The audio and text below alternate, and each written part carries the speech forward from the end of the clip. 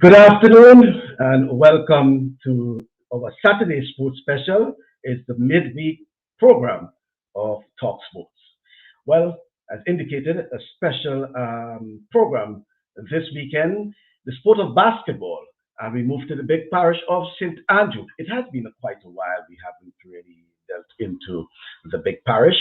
The parish, which is not known only for agriculture, as they will say, the breadbasket of Grenada, but also for many sporting feats.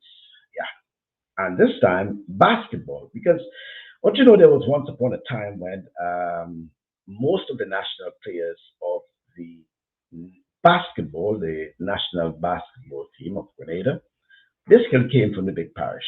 They dominated basketball. They had outstanding, performances in track and field, in football, not forgetting cricket. Yeah. So the big parish has really made its mark in terms of contribution to sports in Grenada. This weekend, we'll be talking about an initiative whereby former national basketball players, some of them not national, but they played basketball to some extent, they have come together and they have this initiative, which is a year now, but has been really growing leaps and bounds because whereas it started with just about a dozen or so, young kids interested in basketball, it has outgrown and over 100 participants on a weekly basis. In fact, our program will be so short that the guests have to leave to be part of the program, to be part of that basketball program. So we'll be hearing a lot about them, and they'll be talking to us. Our guest this afternoon will be Dwight Gibbs. He'll be joined later by Gerard Sincere. And just to let you know, the program coming from Charleston in South Carolina. Hopefully next Thursday, next week, we should be back in New York. Yeah. So let me welcome, first of all, Mr. Dwight Gibbs. Dwight Gibbs to our program, and he is in Pearls in St Andrew. Good afternoon to you, Mr. Gibbs, and how things are going in the big parish. Hey, thanks, Michael, for having me. Good afternoon to all your listeners and viewers throughout Grenada and the diaspora. Okay. Well, we're having a very warm day in St Andrews today. It's really hot, yeah? Wow. Good for basketball. Nice to hear that. Good for basketball. Let's say good for sports, all those sports. Good for sports. In general. Right. Yeah. Yeah, so as I said, hopefully Gerald will join us sometime later on, but we know how things are, in terms of getting this program. But give us an idea of the St. Andrews Basketball Fraternity. Why basketball fraternity? And give us an idea of, how you came or you folks came up with the whole idea of a basketball fraternity, which for me is like an academy. Well, coming out of COVID, last year, my son, who is 14, is interested in playing basketball. And I was trying to get a program to enroll in for the summer. I spoke to Gerard, who is the president of the GNBA, and he told me that they were not having any summer program. So I decided on my own to do that program. I reached out to the National Association for Balls.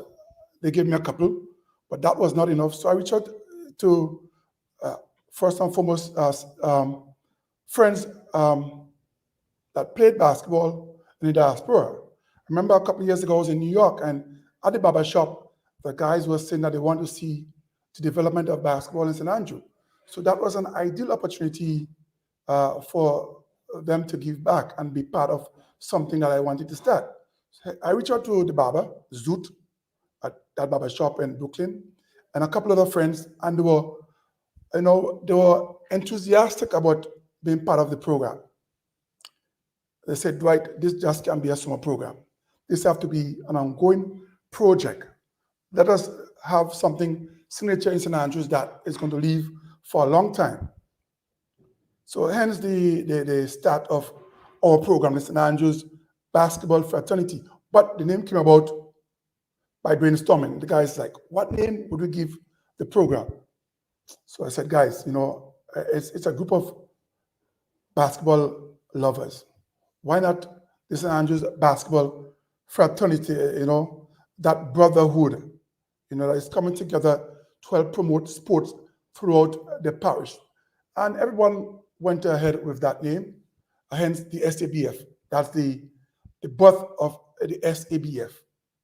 Well, interesting enough. And I was speaking to you earlier, and when I say earlier, sometime yesterday, and you were telling me that, started off with just a few kids, and it has basically exceeded expectations. Let's start from the start. When you started the program, what was the involvement of the kids? Who are the people involved you got involved at the time?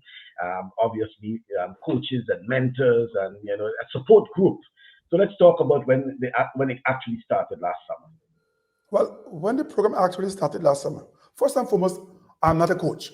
I was not into coaching. I was more into refereeing.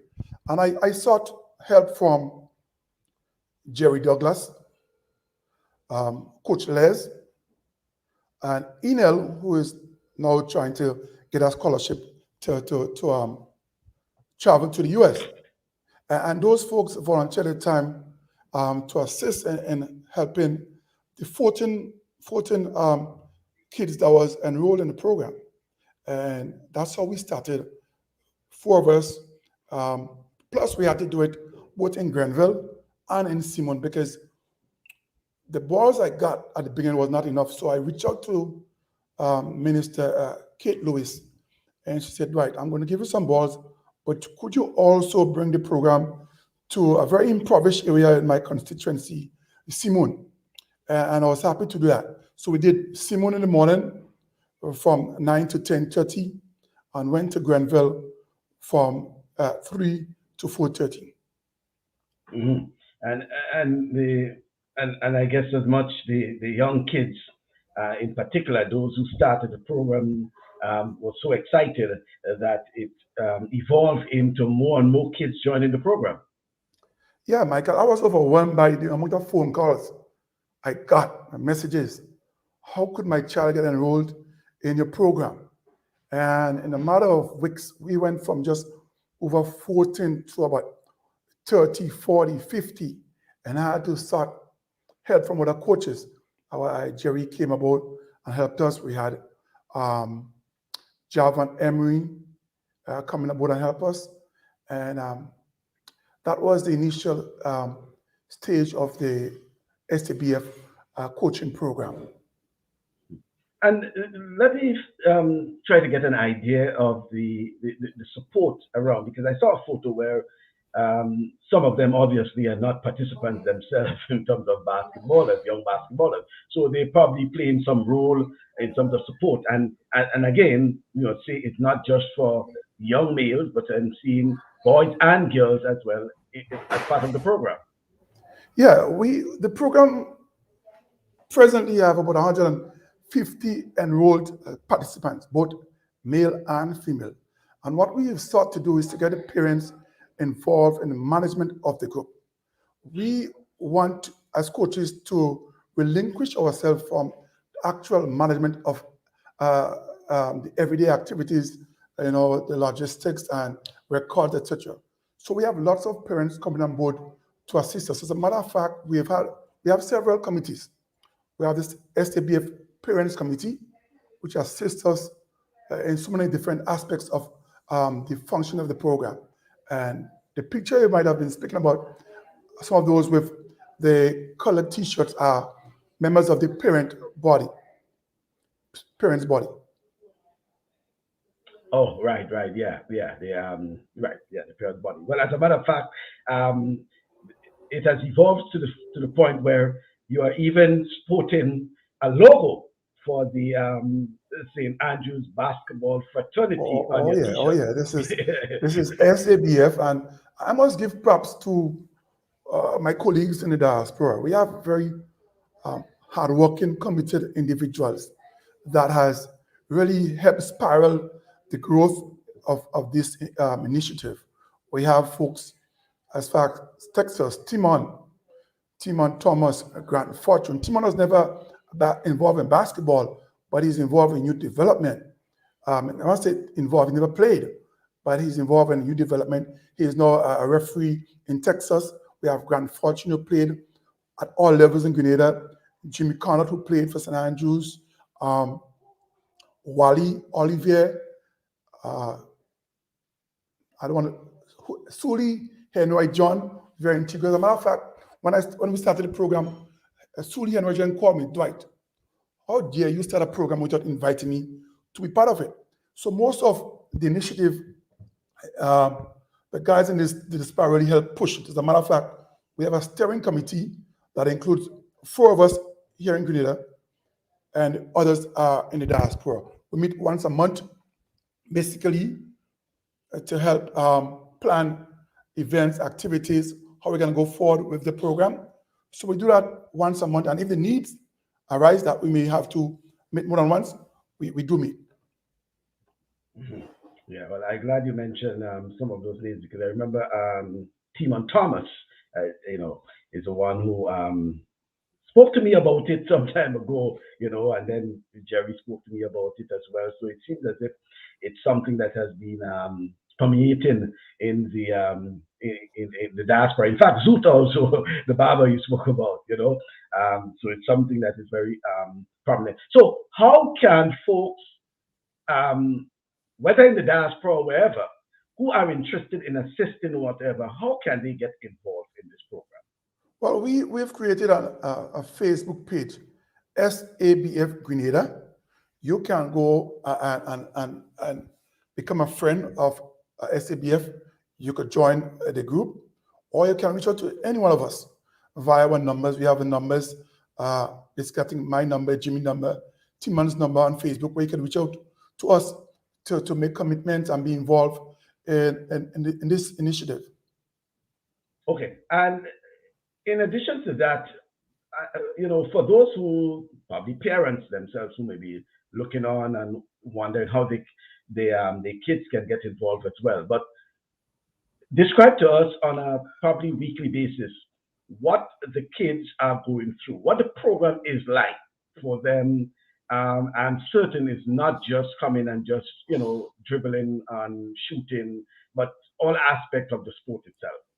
Well, I'm happy you asked that, because we have a mission statement, and the SABF is committed to the social, educational, and physical development of our members.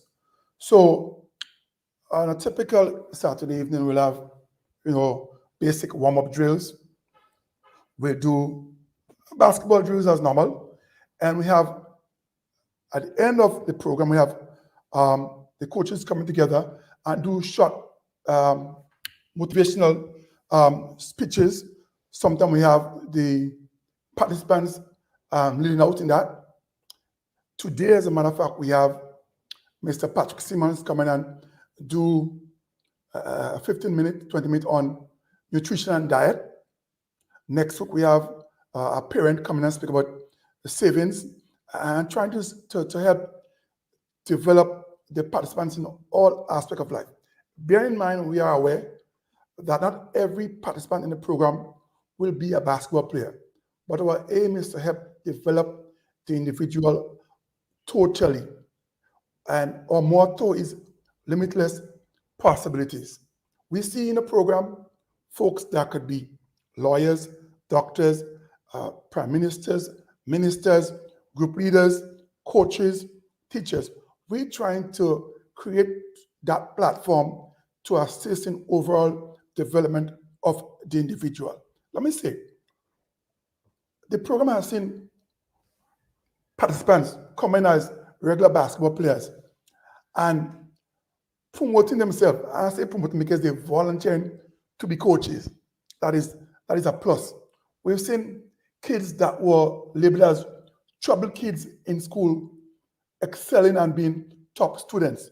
We've seen kids that came to the program not being able to even answer the name and tell you the name, not looking in your face and having conversation with the coaches, with their peers. And to us, that is development, that is growth. And that is where the program is really going. Mm-hmm. Well, so much glad to hear about that, and certainly that is what we needed. That is needed rather in sports, because it's all about the holistic development of of the kids, and because they would not be playing the sport forever, and there's life after basketball. So I assume it's putting them in a situation where um, after basketball, or even if they do not continue along with basketball, there's something at least that they can fall back on. And what is more important than anything else is developing them as a human being. I think that is the what you try to get at first, the Definitely. holistic development. And it's so nice to know that you're bringing in folks, and that is why I more cling to the side of the academy, because in the academy you ensure that they also enhance their skills in various areas, leadership skills. You spoke, for example, of former Sports Minister Patrick Simmons and others who obviously will bring various skills and impart, various skills into the youngsters. And I assume, Dwight, you may be able to say that from that there is enthusiasm among the participants. Of course, as a matter of fact, we just came from a lockdown, and we started back the program because of the amount of messages and calls we got from parents who saying this, the kids want to get back to the court. They're missing what we're doing. Hence, we started back 3 weeks ago, and the students, you could see there's something that comes so early before the coaches, and they embrace what we're doing. We also, I must tell you, Michael, that there is an initiative in the program called Kids Helping Kids. And we've come up with this where the kids would see the need of the colleagues, whether in school or on the court or in the community, and bring it to our attention. And they will come up with ways where they can reach out to assist those needs. And so we see throughout the high level of enthusiasm, participation of students and parents. And in addition to that, with the enthusiasm, with all that's going with it, Dwight, the kids obviously enthusiastic about playing basketball as well. So how do you hope that you can channel that enthusiasm into ensuring that you can keep them? Yes, the life skills and other aspects of the academy or the fraternity are there, but foremost, basketball. So how do you ensure that these kids can stick together, stay along, be enthused, because there are probably competitions, whether it's exhibition or whatever it is that's taking place. How the fraternity is ensuring that that will happen. I'm happy you asked that because we have friends in the diaspora Mhm. who has reached out to us to help sponsor mini tournaments. Um, um, as recent as last week, I spoke to a gentleman in New York who was supposed to have committed to a mini tournament in October around Thanksgiving weekend, but we all knew what transpired. So I reached out to him last week to ensure he's still on board. We're going to do that for Easter. We've also planned as a group, as recent as our meeting on Tuesday of this week, that we're going to do competition also in August of this year. So we started to put that machinery in place to ensure that we keep the interests of the participants alive, because you don't just want to exercise on the court, you want to really play. You want to play and bring your parents out to see you perform and achieve. So we are going that route. We have started to plan that competition as of Tuesday this week. Mhm. Well, that's very interesting to know, and because we know that in in a period of technology, so many distractions, and even though basketball is seemingly a very popular sport among young people because of its popularity in television. It's technology these days, especially with the phones and games and all these sort of things, are really taking them away from the court, taking them away from the the sort of formal setting and more onto the couch, and things like that. Yeah. So it's good to know that this is part of the program. So, in addition to that, Dwight, one of the things that we have witnessed and experienced over the years is when we have these sort of initiatives, and if we do not put proper structures in place, when you or Jerry may not be around or for some reason unavailable for a period of time, you, we understand what will happen. So, how are you ensuring that structures are in place, that there is some level of continuity, even when you folks are not available? I'm happy you asked that because in the recent summer program, this is the second summer program we've hosted in a year and a half. And in the recent summer program, myself and Gerard was absent, but we saw young coaches coming out of that, folks volunteering to assist with the smaller kids. We had enrollment of two female coaches. And Gerald and I are aware that pretty soon we'll have to step back, and give way to the younger folks. And we are ensuring, as a matter of fact, we now have 10 coaches involved in the program. And we have broadened that number so that we can slowly transition from being active to semi-active. I don't want to say retire, yeah? So I think that's where Gerard and I and other members of the group are thinking. We want to be there to create support for the young coaches. As a matter of fact, when we go there on Saturdays, we tend to sit back and give the younger coaches the opportunity to lead out. We'll sometimes step in with observations and make corrections, but we tend to give the younger coaches the forefront in leading out. Well, that is the important aspect that is sometimes missing, and we have seen how it has affected the development and in some instances the continuity of such good initiatives. And glad to know, right, that this is considered, and you folks are looking at ensuring that there is continuity. I want you also, Dwight. I made mention of seeing some folks in the photos. Yes, you said about parents and others involved. But who are some of the other people that you will want to single out for their assistance? Regular folks who come around and provide some level of assistance to the program. You put me in a hot seat. So, but yeah, you need to give kudos. And we had a meeting last Saturday with parents, and the same bunch of friends that has been coming out almost every meeting. I must say, there is a parent by the name of Mr. Passad. He has been there every week except last week.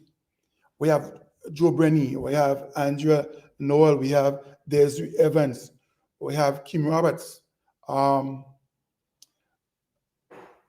Psyche Roberts, Psyche St. Louis, sorry. Just to name a few. That Bina is one of the parents that's always coming and take photos, and we really want to encourage other parents to come out. As a matter of fact, after our meeting last week, I have said to the parents on the chat that they need to take ownership of this program. This is about their children, and they need to take ownership. Michael, this is a free program. This is a volunteer program. Yeah. And I was saying to the parents, I know there are other places that parents have to pay sums of money for the children to have what we're giving free. And it's incumbent on the parents to be part of the children's life. We see parents dropping off and pick up. like a daycare, not come in and just show their presence to see what is happening, see for themselves what is taking place in their children's life. And I must say, I've called a few, but it'd be remiss of me if I didn't mention Sharon Charles, always active in her son's life. If there's something at home, she'll call me, or she'll come on the court, volunteer. Parents call or message and volunteer the time and services to ensure that this program has continuity. And I must say kudos to those parents who show that kind of interest in their children lives. Well, I'm glad you mentioned that, and it's something I probably will want to talk a little about more on. But certainly, one of the wise men just joined us. I know Christmas is coming soon, so we have one of the wise guys who have From just these, joined us. from Yeah, these well, yes, also. of course, yeah. I don't want to say the three wise men because I don't want to be here. But Jerry has joined us, and you are making that point about the parents owning up because it's something we have been talking about. In fact, I recall when Jerry first came on the program and we were speaking about some other issues. We dealt about the involvement of parents. We look also at how other sports like tennis and swimming, and they have the parents, um, you know, directly involved, but at the same time, I know there was some bit of, you know, you have to be, cautious to an extent because yes, you want them involved to an extent, but as you say, have some level of ownership because ultimately, as you indicated, it's a free program, and as in some sporting disciplines, they have to pay hundreds of dollars for something like that, and no, it's a no-brainer for parents to get involved, be part of the program, and show whether or not it's just interacting with the coaches or the organizers to find out how my son or daughter, how they're doing, what it is I can do, to enhance, etc., etc. But it's a very important point. Let me welcome Jerry onto the program, and no doubt, Jerry, your input is also, very important, as Dwight was saying, in terms of the get going, um, having, the kids being involved, and not just about basketball. And I guess so much this is where you might be able to expand on, but the holistic development of those kids in that at the end, it may not be basketball, but what you have ensured is probably a better human being. Yes, good afternoon to Michael and your listeners, and Dwight, good afternoon. And once again, thank you for having us on your program. And as we would have discussed prior to this program, I'm sure Dwight would have mentioned it that this program doesn't only focus on basketball, but we're using basketball as the tool or the medium to teach other skills or aspects of development that we believe strongly is very important. In fact, most of us who are in the SABF would have played basketball at high levels in Grenada. And looking back, we saw that sport and being involved, what it gave to us and how well-rounded we were. And these are the skills that we got from playing the sport. And so we emphasize the importance of exposing kids to other areas of development that we believe is very important for your functioning and for your success as an individual, as an adult. And so we do not want to continue to have kids that are one track minded or very limited in their abilities to socialize, how to deal with challenges, and how to work as a team together. And we know all these are very important for your success and for your transition into adulthood, where you would be faced with many of those things that they face as a child. And so if we expose and teach and guide them in this program, then we have the mindset that eventually these kids are going to grow into well-rounded individuals. And so this program is one that I feel strongly about. And whilst we only 1 year into, or 1 year and a half into the program, we can feel and see the impact it has had on some of the kids. And we would continue to see that as we get better at executing the program and evaluating and improving it as time goes on. But as Dwight was saying, we absolutely need the parents to be on board with us. Um, that's something that is missing in Grenada. Parents do not get involved. Not all parents, but I think it's getting better. But we are still somewhat of the opinion as parents that we send our kids off to a program or they play in a sport and it's okay. So it's a safe place. We don't get involved. We don't see and put interest into it. And that makes a big difference in the kids' lives when their parents are there to support them, to show interest, to ask, to engage them about what they're participating in. And this would help them to not just develop as a well-rounded individual, but develop communication skills. When parents engage kids and give kids an opportunity to express themselves, then that is also helping them with communicating and with sharing their feelings and their experiences with others. And we know in our culture that's not something that has been encouraged in our homes as when we grew up. And so the opportunity here is for kids to grow. And seeing kids grow is just a wonderful opportunity, Michael. Mhm. Well, it's heartening to hear that all that you have said there. But one of the things I know that it is challenging, for you folks, and as I indicated, with so much of distraction these days, other sports like football and track and field. Once upon a time, was complaining about basketball. You remember that? Basketball was taking away the kids from the track and field and from the football, etc. But it seems now both Dwight and Gerard, as it was indicating that you know somehow kids there are kids who are losing focus, and we are not seeing how probably in your days how you folks were attracted to the court, despite what you done at the court. These days, it means that you have to probably entice them to get them to the court. And I'm saying some kids, there are those who, despite what, they will probably want to sleep on the court, you know. But no doubt the distraction is huge. And certainly there's a lot of work that you folks have to do to ensure to keep those kids focused, and especially in what you're trying to do, because again, it's not just basketball, but developing them as human beings.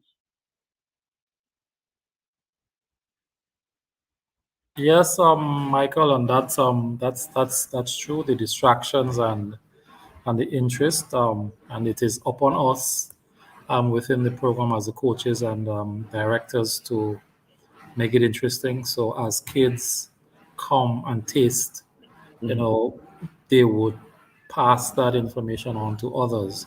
And we've seen an overwhelming response within the first year.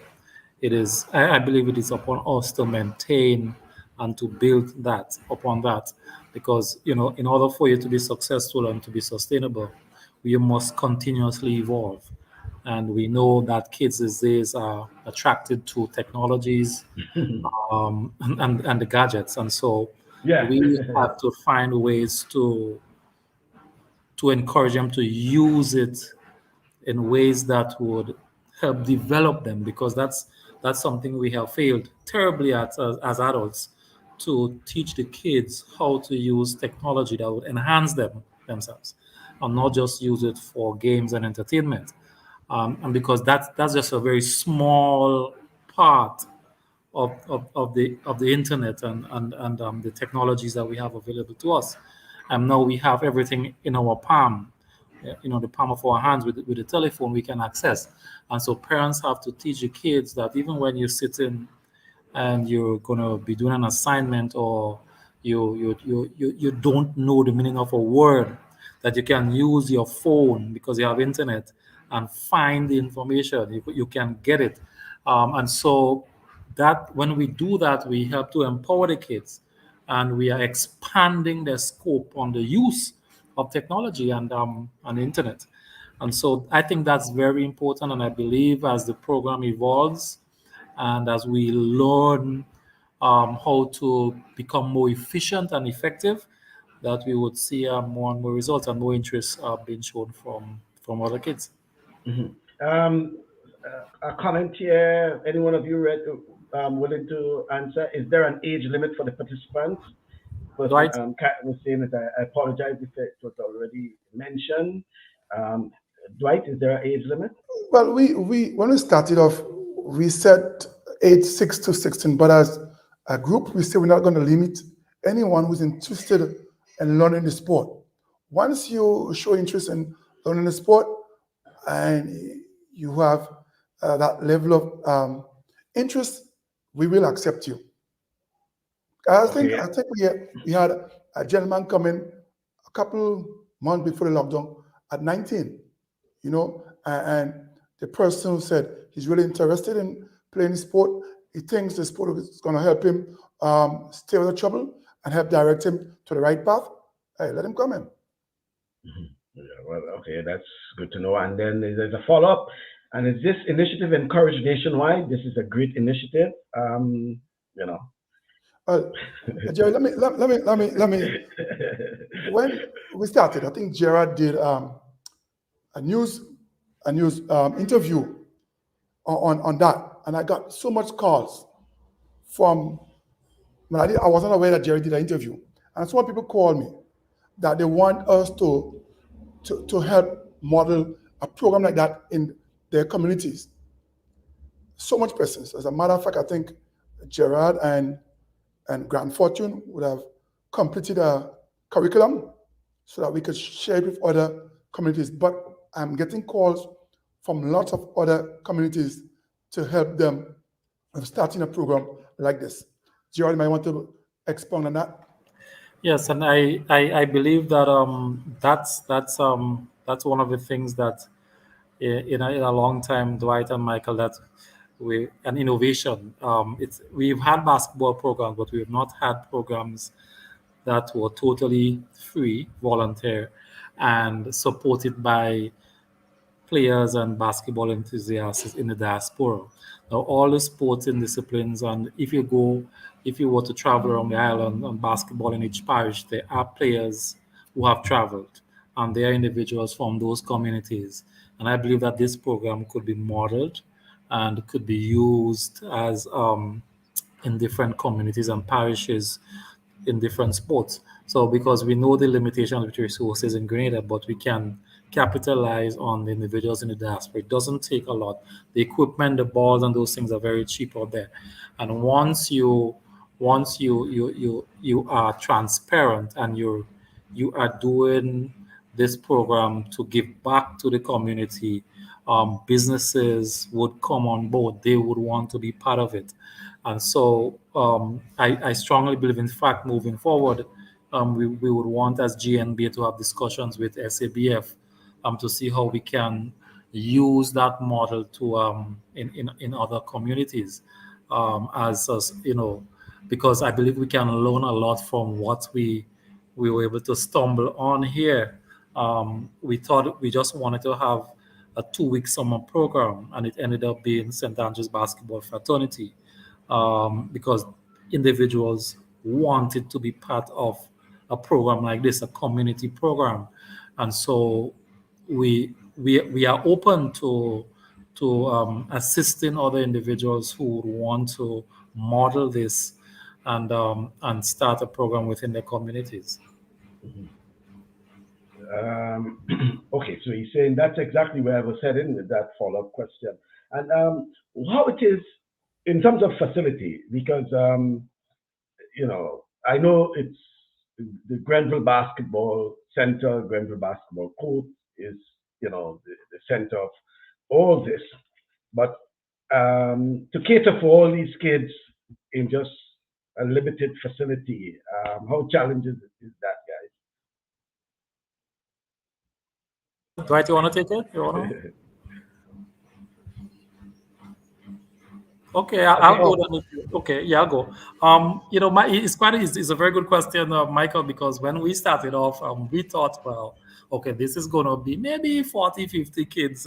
We could handle that. And we had coaches, but quickly we realized that it was getting to 60, 70, 80, and it continued to rise. So once I noticed it was rising, I went to Dwight and I said, Dwight, this court is too small.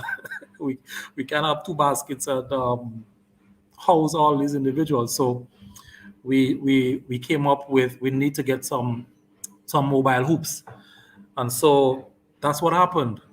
We did a proposal, and Republic Bank sponsored. Actually, we sent out some letters, and Republic Bank sponsored two mobile hoops.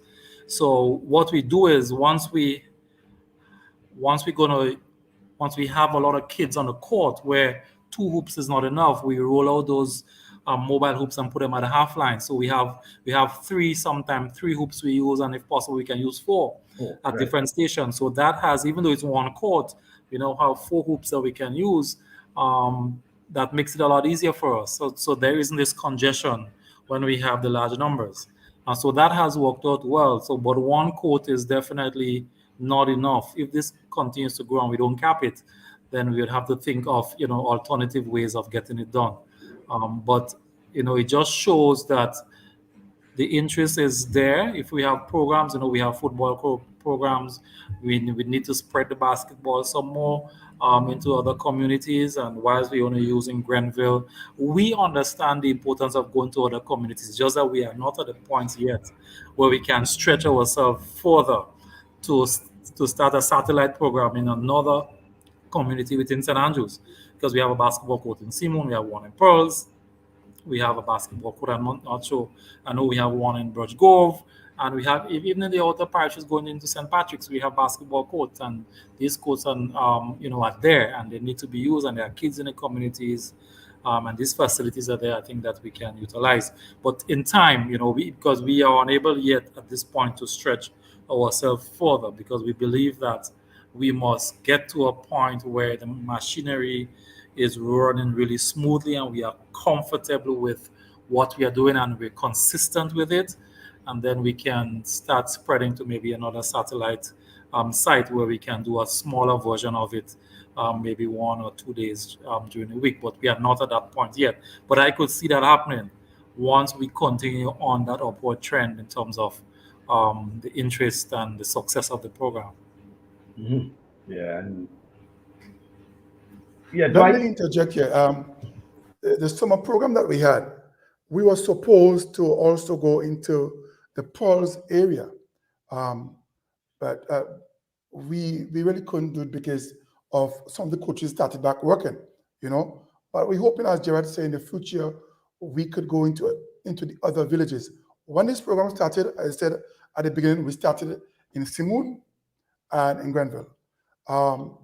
Simon is not fully ready for basketball because there are no washroom, there are no pipes, and there's no shade from the elements if there needs to be at, let's say, rain falling, you have to scamper. But we're hoping that those in authority will see the need to ensure that the playing facilities are up to standard.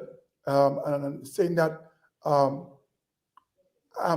hoping that someone within the ministry is listening and could pay attention to the development of our facilities and help upkeep them. I must say that we've had a good relationship with our Minister of Sports. As a matter of fact, we just did some painting with the Grenville basketball court, and she donated paint. We had volunteers from the youth department coming and assist us, and also Republic Bank helping us upgrade in terms of painting the court. So I think we need to have visits by the sports officials, visit the different sites, visit our programs, have conversation with us, see what we need from them so we can help make the facility better. And on that note, I must say we have one person who has promised 25 to 30 laptops to assist in a IT program, but we must have a facility built on that court in Grenville, to have that up and running. So we really want the officials and the ministry to pay more attention to what we're doing, and how they could assist us. I mean, I said that the minister has been on board with us. She loves what we're doing, but I think there is room for further development in the area. Not just the ministry, the Olympic Committee. Basketball is an Olympic sport, and I can't remember ever seeing a member of the Olympic Committee coming up to Grenville or to Paul's to see what we're doing. It's about developing young people, and I wish they could come out from the office space and get down on the field, on the ground, and see what is being done and what needs to be done to help bring the sport up. Okay. Well, that's an informal invitation, so I'll try to follow up. Definitely try to follow up with the folks of the Grenada Olympic Committee, because I think it's valid, for them to see, and probably you can even make a formal request for the Olympic Committee to visit. They may delegate someone to come and see what it is like and report back to the board of directors. But I think it's a valid point. But I took some notes on that, and I will digital notes, I should say, and I will follow up on that. It's very important. But I also like the aspect of the further collaboration. You spoke about the minister supporting and et cetera, et cetera. But there's room, as you say, for further collaboration. That is, to me, is very significant, because you want to ensure that yes, they may come once and see, but they have to see the bigger picture. The bigger picture there is, as you indicated, and I think you made a reference, where a 19-year-old asked to join the program, and his thing is all about ensuring that, as they will say, stays off the street, and when you look at the bigger picture, it's all about, probably we can say, as in North America, saving lives, because you're ensuring that they are channeling their energies into other things. Let me hear what Kyron is saying. Kyron is actually on a flight to Miami, so he's probably using some Wi-Fi. I hope you're paying for that Wi-Fi, Kyron, on the flight. He said, I'm very moved by this initiative. I will donate some basketballs and other related equipment. I will also reach out to my guy and his foundation, the Ethan Thomas Foundation. Also, we are working on a camp for the summer of next July. It would be great to have the kids part of the camp. So, again, it's all about collaboration. So I assume, Kyron, you will touch base with Jerry and Dwight and others, because I'm certain whatever you're doing can probably enhance what they're doing as well. And I know you have plans of bringing folks into Grenada next summer, and I'm certain that early collaboration and involvement probably might do. I know Wilbur Thomas is also planning something as well, based on some earlier conversation. So lots of collaboration, and it brings me back to the point. Dwight and Gerard, well, Dwight was speaking about it earlier, but ensuring that the structure is in place, proper structure is in place with the fraternity, because there's so many opportunities, and you want to ensure that when these opportunities evolve, when they come in front of you, you have the structure in place so that you can, grab them, running, and it's not something that you have to scamper and put things in place, but you already have the structure. I want Jerry to probably develop on that. Yeah, that's very important, Michael. Because the simple reason, if you're going to attract donors and stakeholders into a program like this, they simply want to put their resources into a program that is transparent, that is organized, that is consistent with its with its values, and would would not have a short-lived lifespan, but would continue. There would be continuity as it and of the program, and so it is very important that when we are developing programs that we think about those aspects, because giving back, planning a program and developing it as well as executing it would require first and foremost individuals who are committed to the community and to the kids, to giving back and not looking for personal gains. And here we have a group of basketballers from St Andrews who played against and with each other many years ago, have decided to give back to the community of St Andrews through the sport that we all played and enjoyed so much. And so again, transparency and consistency with what you're trying to achieve, because if I'm going to be a donor, a sponsor, I would want to ensure that I'm putting resources into something that's going to be successful and that's going to touch lives. And so this program is touching lives. We're touching the kids in ways that other programs have not, because we are not just trying to teach sport. We are trying to teach values that would live with them forever. We are trying to make them better citizens. So we are looking at them now and seeing in the future what they can be. And so that's very important. Let me see. Good afternoon to you. Oh, hey, Granty. Granty, good afternoon to you, man. We will hold you to that, Michael. We need Granty. Yeah, you have my word, man. I'm certain. Right after this program, I'll be on it. Trust me on that, Granty. Good afternoon to you, Grant. Another one who's, I think, involved in the program as well. And Karen is saying, yes, if Wi-Fi is never free, Andy, you can share my contact info with Dwight and Jerry. Okay? Yeah, I know. Yeah, you always have to pay. What? Boingo? Wi-Fi. Yes.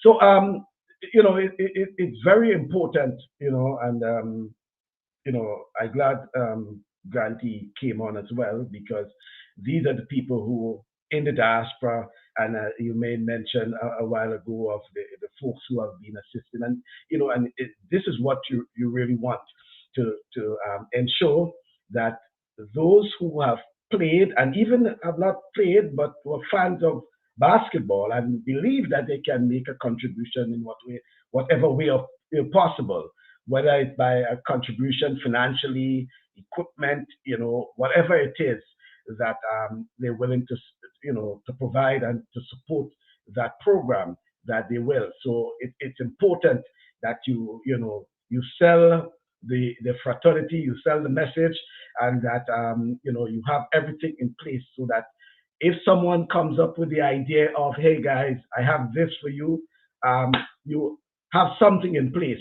Unfortunately, you have nothing for probably the IT as yet in terms of the a facility, but a clubhouse or something like that. But I assume these are things, in the works, and we're hoping that with through further collaboration, whereby the ministry, the Olympic Committee, whoever it is, other stakeholders can get involved in that. You mentioned earlier about the is it Republic Bank? I think it's Republic Bank, the involvement in that. Who other local stakeholders in terms of sponsors you have on board? Thanks for asking the question. We have Kevin Graham through Graham Sports and Fitness. He is one of our contributors. We also have, I said earlier on, the Ministry of Sports, but we also have local individuals who just donate to the program. We don't have major local donors, but off and on we have someone giving you something towards the program. And I'm hoping that this conversation here today will open the eyes and open the pockets of some of our corporate folks to see that this program has limitless possibilities. And what we are doing is trying to build individuals. Those same individuals that we invest in may be at your workplace one day with the fundamentals that we would have tried to instill on them. But on that note, I must say, big up to all those in the diaspora, friends, well-wishers who would have donated to this program. And as I said, when this program started, the response was overwhelming. I thought I was going to get 5 or 10 balls. I got balls for every child in the program and T-shirts to fit the coaches and the participants. So I'm hoping that we have more folks coming on board to assist us in sponsorship and collaboration and identifying with what we're doing as we move forward with this program. Mm-hmm. Well, before Jerry makes his comments as well, I listening to you, and I'm also thinking that here is an opportunity for folks, especially, and I say especially because even if you're not from the big parish, and you figure you can get involved, you could. But especially from the big parish, because as I indicated at the start of the program, that St. Andrew over the years, and not just being the breadbasket, as we would say, for Grenada, but has also made a fair contribution, and an overwhelming, I should say, to some extent, in terms of sports development.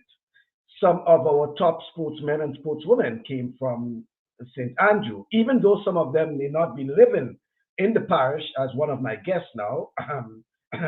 Yeah, they come from the big parish, okay?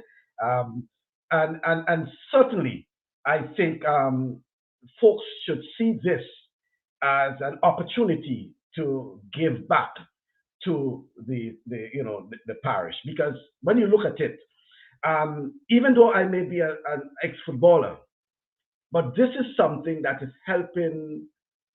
I'm not seeing it as a basketballer, but helping an individual, helping individuals, helping the community, helping the parish, And so that's why I keep talking about looking at the big picture. And here's an opportunity I see for folks, especially in the St. Andrew area, from the St. Andrew area, whether you're in Grenada or overseas, listening to the program and how you can get involved, get in contact with these guys. SABF, I think, is the SABF Grenada is the Facebook page. You can click on it and get in touch with those guys, see what's happening. There are lots of information. I saw some of the photos, etc., etc. Lots of kids involved. You may see someone that you know. You may find out that there's someone in the program who is related to you, or of their parents, etc., etc. So get involved. Jerry, some final words from you? Yes, Michael, thank you. And just let me again thank you for having us on the program. I believe that's an avenue where we can promote the program to have others get on board, and not just limited to that, but to sort of instigate a thought in other individuals' minds who come from other parishes or from other sporting disciplines, that may be thinking of giving back to a community program in Grenada. And so I would want to encourage individuals to get involved with this program. And if you are so moved to get involved with another community program in Grenada, then please make an effort to, because these kids, we have a lot of talent, but we have a lot of kids who are growing up with low self-esteem, who need guidance, who need role models, who needs an avenue to socialize, to make friends, to support, to who we can lead, who we can touch in some way. And so it's an opportunity. This program is taking the lead, but I believe coming out of this is going to inspire many more programs, and it's going to inspire many more individuals who live in the diaspora who can contribute. It wouldn't cost you much, because once you come together as a group, then you'd realize that you can get assistance and the equipment, the contributions that you may be able to give. You may be able to link a program to a role model or to a professional who is willing to visit a particular program, talk to the kids, encourage them, show them the way how they can get to from point A to point B if they're interested in a specific profession. These things make a big difference in a child's life, and so let us all think about how we can make a difference in one of these kids' lives in Grenada. Okay, I know we were getting ready to wrap up, but I will give you all a few minutes. I'll just extend it because I know, folks, you have to run off because 3 o'clock Eastern Caribbean time in Grenada, your program. But let me just get some comments there. You all are awesome for taking on such an initiative. Oh, one of the biggest cheerleader is saying that. And Kyron saying, can you ask Gerard if he is able to give an update on the progress with Enel St Bernard? We want him to excel and take advantage of the opportunity presented to him. Jerry, anything on Enel St Bernard? Yes, we have obtained funding for Enel to participate in a 3-4 month program in Florida. The challenge we are having now is having him get his visa. The appointments are all backed up until November next year. And so our last resort is attempting to go through the Ministry of Foreign Affairs to see if we can somehow get him to get to Barbados to get a visa. The funding has been approved. That's the only thing, his visa to get out of Grenada. Yeah, I know lots of folks who are in a similar situation, because even we had the Chenny Joseph some weeks ago talking about trying to get the visa for the former coach who is ill and has to get some treatment. So that's one of the issues, and hopefully logistical issues, but hopefully we can get some thing. Excellent, is Kyron is saying. That's good to hear. Michael, just let me add here that I must say thank you to the Ministry of Sports and the Grenada Olympic Committee. They were both very responsive in providing support to ensure that we had the necessary resources to get the same kid in St Bernard to Florida. So once we can somehow get that visa, he definitely would be in the US for a few months to ensure that someone sees him as a kid with a lot of potential. And we just want to wish him well, and we hope everything works out. Kudos to hear that. Dwight, some final comments from you, seeing as you started the ball? Well, I really wanted us to touch on an aspect of the program that the participants are involved in, which is giving back. And I think I sent you a photo of the participants giving back to the catering home. This year, we have received 2 pallets of medical supply and adult disposable diapers that the program through the participants will be going to various geriatric homes, namely the Cardrona home, the St. Martin home, the Hilarion home, and give back to those who are in need. We want to let the participants know that life is not about getting, but also the importance of giving. It's more blessed to give than receive. So we are empowering them through our friends from the diaspora to build up that quality of giving back. So we are initiating that, and hopefully next couple of weeks we'll be doing that. I think it's welcome. Last year when we did it to the Catering home, they really welcome us giving back to them. We've also assisted others in the community through various donations. And I said at the beginning, the program is about building individuals, and there are limitless possibilities by being involved in this program, not just as a coach, not just as a participant, but also as an active member or donor giver to the SABF. And once again, thank you to all those who have contributed, those who are going to come on board to contribute, and to all the participants, the volunteers who are giving up their Saturdays and the time to ensure that we build better men and women for the future. Thank you.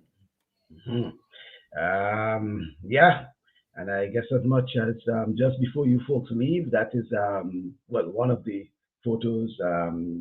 Dare to say, who are some of the folks we've seen in there? I don't know if Jerry or Dwight, you've seen any of those folks there. Well, I'm seeing some. It appears to be some of the participants themselves, and yeah. We have some coaches to the front with the white t-shirts. So Dwight, Javon, Wendell, some of the parents sitting just behind them. We have two female coaches to your far right, Toya, and to your far left with the red t-shirt, Magdalene Steele. And some of the participants, right, in the participants in the blue t-shirts at the back, you have parents, Crystal and I forgot his name is Mr. Callis and his wife at the further end. And his wife. So they have kids, two kids in that program as well, and these are the kids in the middle there, and that's just some of them on that particular day. Yes, just that was our program giving back to the kids. It was supposed to be our Christmas give back program, but because we had a lockdown, I think we did this in February, giving back to the kids. Yeah. Okay, and this one is actually the one you're speaking about regarding the giving back to the community, right? Catering at home, yes. Catering at home. Catering at home. Yes. And this year, our distribution will be probably 3 or 4 times that amount. Yeah. Okay. Yeah. All right. Well, it's good to hear that. Thanks very much, folks. I really appreciate, and as I indicated, to you, Dwight, to you, Jerry, and also to Grand Fortune, I will follow up on my promise. Okay. Thanks you very much. Thanks for having us. Yeah. Thanks for having us. All the best, Michael. Thank you, Michael, and thank you for following through with your word. I appreciate it. Okay, I appreciate it. Yeah. All the best. Thank you. All right. Oh, okay. Yes, folks. So that you heard it there. Those guys, yes, we promised. And by the way, it's another promise again. We will follow up on them again. Sometime in the new year, we will follow up on them again to find out what's happening. Probably get some video footage and other aspects, and probably get to speak to some of the participants themselves. We'll work on something because both Dwight and Jerry, they committed to the cause. And I'm certain those folks in the diaspora will want to get some feedback and things like that. So we'll work on that. We'll ensure that that we'll get some of that feedback from the participants themselves. Rudy and Sylvan, right? Thanks very much for always being part of the program. Toronto, Canada, in the house. Yeah. Thank you very much, folks. Those guys are heading off now to the Grenville basketball court, because there is, their session starts at 3:00 Eastern Caribbean time. That's in Grenada, and no doubt they'll be going there, as Dwight says. Excellent condition for basketball. Excellent condition for basketball, and as indicated also that I think he said Patrick Simmons will be having a session. That is what I like about such, in terms of getting folks with various skill sets coming in and talking to them. So today might be Patrick Simmons, tomorrow or next week or whatever they program, they have someone else who will come and speak, on various issues. Kellon, thanks very much. Oh my goodness, I missed that show. Two of the basketball greats from the big parish. Well, Kellon, you don't really miss it because you can go back and listen to it. Okay, no problem with that. But I'll give you heads up next time. So don't worry about that, Kellon. But you can always listen to the follow up. Certainly. That's also a follow up on it. I promise to do that. Came across him. That's Ulrich Schoon. Some time ago, but the problem is because I am not, anchored in Brooklyn, New York for so long, for extended period, I should say. that I'm not getting to do a lot of the things that I want to do, because I come across some of those guys who, once in a while. But about 2 weeks ago, I was in Austin, Texas. Prior to that, in Myrtle Beach, Minneapolis. Here am I now in Charleston, and who knows, probably in the next week or two where I'll be again. One thing I do know is that I will be back in New York, not knowing for how long, but I'll be there. That's the nature of how things are these days. Having to be deployed. But I have to just deal with it. So it comes, so I'll deal with it. Yes, folks. So once again, thank you for being part of the program. It's always a pleasure for you being with me. Our next program is scheduled for Thursday.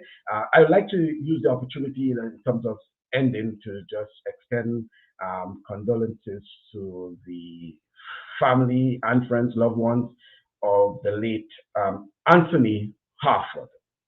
Anthony Tony Harford of Trinidad and Tobago is one of those guys who, I had a very close relationship with over the years. He is one with this fine, voice. He's one who I can say that I learned a lot from in terms of ad-libbing. He is one of the guys that I knew that would go into the studio and basically ad-lib the sports. I tried a couple of times because, I spoke to him about, what it is, how he does that, I used to ad-lib sports, just have probably sometimes the notes. And I know Ray Roberts also used to do some of that, but something I was able to, not perfect, but I was able to do quite well. A lot of folks didn't know that, but I used to ad-lib a lot of the sports, especially on television as well. Just ad-lib, just knowing what it is I have to speak about and just ad-lib, it. Sometimes just bare notes I have. But Tony Harford was one of those guys who taught me the art of ad-libbing.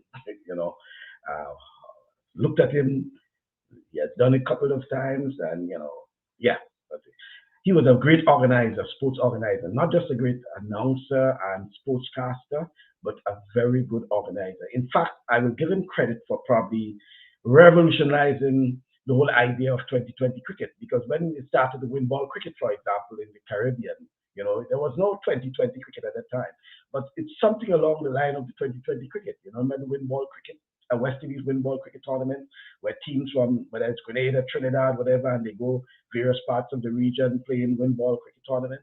Tony Harford was the main organizer through all sports promotion. Yet again, when I was involved with the Grenada Invitational 2017, organized a charter from Trinidad, it was Tony Harford. He charters for Carifta Games and all these sort of things through all sports promotion. He was one who always gave a lot to sports and sports development. And mind you, most of the times he will do these things without getting much financial returns from that. As they will say, he will bust. But he will continue doing it because it's all about giving something to sports, ensuring that things happen, ensuring that people get to there, and things like that. So during the summer, Easter, a lot of these tours and things like that throughout the Caribbean, all sports through his program, all sports promotion, he used to organize these things. Greatly missed guy. Tony Harford, may so rest in peace. Thank you very much once again, folks, for being part of the program. I want you to enjoy your weekend, and the invitation is yours to be with me again on Thursday evening. Thursday evening, it will be 8 o'clock Eastern Caribbean time, 7 o'clock. 7 o'clock Eastern time in New York or on the East Coast, and you'll be part of the program. Thank you very much. Do enjoy the weekend.